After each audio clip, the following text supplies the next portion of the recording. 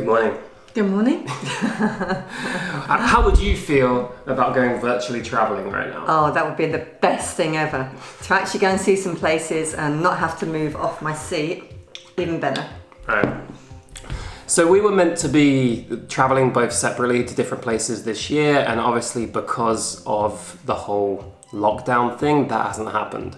I had some places I was planning to go to. My mum was also kind of planning to meet me in some places. You were going to come out to Indonesia and see me there. That's right. I was going to be in India and Pakistan during this whole period, and none of that happened. So instead, today we're going to go virtually traveling together with Google Arts and Culture. So we're going to go see some of the places that we had planned to see. Yes. Oh, how exciting. Virtually instead. Come with us. Right, so where should we start? Actually, before we do start, I feel like I need to get a bit more travel ready. You're almost there, you got I've got my sunglasses. sunglasses on. Yeah. I don't know what he's gone to get. Maybe it's a hat, maybe some sunglasses. Oh, yeah. It's the cool look. You ready? Yeah, I'm ready. Okay. You put me to shame now. I feel underdressed. Actually, I can't see a thing. Take your glasses off. Right, okay, so where shall we go first? I've got a choice of anywhere. Yeah? Let's go to Mexico. Mexico, okay. Let's see what comes up. The wonders of Mexico. I do really want to go to Mexico sometime soon. You can discover Mexico's unique landscapes, ancient heritage, and iconic arts. Easy for me to say. Oh, really cultural morning. Yeah. So I guess the cool thing about this as well is you can do virtual tours. So should we try to do a virtual tour of You picked on football. Cool.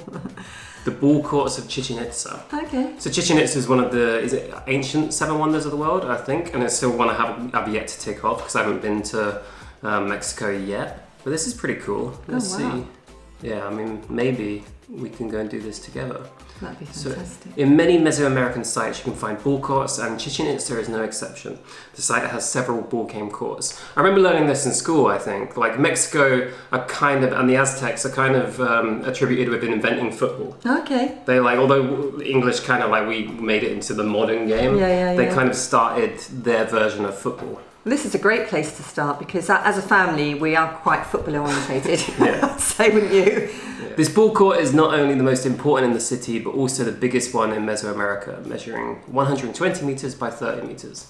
So I don't know if I got this right, I might be completely wrong, but I think that it was kind of more like basketball and you had to get the ball through these hoops. And I remember reading it in school. I think it was like horrible histories where they were doing it with heads. Heads of prisoners. Or pigs' heads. Oh, heads of prisoners through the hoop. I mean, how is that a win for anyone? It might have been pigs' heads. Yeah. I mean, even that, pigs' heads, it's not nice, is it? Not good for the pigs, that's for sure. Yeah, so they had to maybe get them through this. That's like the ancient basketball. The stone rings where a rubber ball would have gone through during the game were decorated with intertwined feathered serpents. Yeah, like that. Cool. I remember learning this when I was like 10. Ball game here is quite different to those you're familiar with. Hands and feet could not touch the ball, so the ball was played back and forth between the teams with their hips and maybe even their knees and elbows. How can you do your hips and your elbows and your knees? You'd have to be pretty fit, wouldn't you, to use your knees? Yeah, it's cool. So that was set up by look at that to there. Yeah. Don't know how many people played it, but that's in Chichen Itza. I'd like to go there, definitely. Yeah, for sure, me too. Well, there's Chichen Itza ticked off. Yeah, definitely on our list. Don't need to go there anymore. No. Where else should we go? Should we try Indonesia? Oh yeah. I mean, I'm always going to try and work Indonesia into this somehow. Yeah. Have you been there? No, you haven't. Have you been to Java? No, you've just been to Bali. Been to Bali, and Bali was where I was meant to be in, I think, from the end of May till the end of June, wasn't it? Yeah, you had your flights booked. I was going to be there. Yeah, and it all changed. So let's go there now. Yeah. So this is cool. This is Borobudur in Java, and it's not like a official wonder of the world, but it is pretty amazing. Have you been there? Yeah, I've been there a couple times. Humble brag. Nice. It's quite cool. It's an easy way to learn things. I think if you were interested in traveling somewhere, and sometimes I mean, you can go somewhere and get a guide and walk around with a guide, but obviously that's an extra expense. So if you wanted to go and learn about somewhere before you do it, this would be a pretty good way of doing it. Yeah, I must admit, I mean, sometimes I go blindly when I'm travelling and I get to somewhere and I know very little about the place I'm looking at. And you can ask the locals, but sometimes the language is a barrier. And if you don't want to be accompanied by a guide, this is fantastic. Has been described as the mountain of 1,000 statues. It is the largest Buddhist temple in the world. It is adorned with 504 Buddha statues. Loads of people go there for sunrise, and you get the sunrise going through these stupas. Is it sort of isolated out? Kind of. It's in Java, so it's about 40 minutes outside a city called Yogyakarta. And yeah, it is beautiful. Like Tay, my sister's been there. Is she? Yeah, your daughter. Is that my daughter? So is Indonesia mainly Buddhism? It's a mix. Yeah, it's all a mix. It's actually mainly Muslim. It's a Muslim country. But then it's a mix of Christianity and it's got some I'd love to go there as well. That's going on my list. Yeah, the temple was built in the 9th century, so it's like that. It's really intact as well. That's the biggest one. So but then how there's far? Loads of these all around. How far as can well. Can you go up it? Yeah, you can go right there. So people right at the top, okay, cool. and that's where you go up for sunrise, and you get the sunrise going through. I find what's really impressive is when you go to something like this, an archaeological site, and you know that it's been there for hundreds and thousands of years, and you'll stand around it, and you know that so many other people have been there before in wonderment.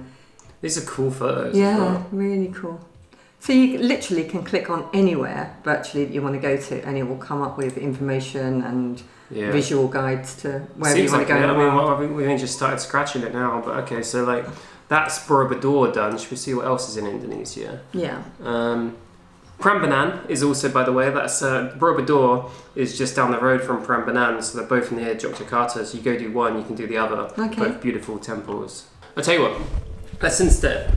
Let's look at it from the other perspective. Let's go to the home of this and try to get some ideas for where we can go maybe next year when we're able to go travelling again. Do you want to go to Mittenfest in Milwaukee? No. Can't even pronounce it, let them go there. There's Angkor Wat. Take a lunch break at 12 famous food markets. I like seeing markets. Okay, we could do that, yeah. Yeah, should we go? It's almost time. Yeah. I guess this is another way as well. If you're trying to think about somewhere where you could go, then why not just go like have a play around? Because I guess you'll see like a little bit of an insight into somewhere before you even go. That's Marrakesh. Can you tell that from here? Yeah.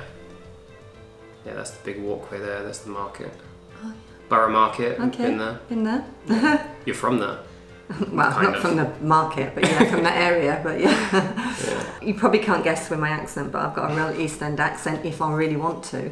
Yeah, the Borough Market's good. Like it's kind of like the rest of London. It's gone more like upper class now, isn't it? So it's like it's all nice, sort of expensive street food, but it's still good. Cool. Yeah. I mean, they've got lots of lunches on offer and lots of diversity.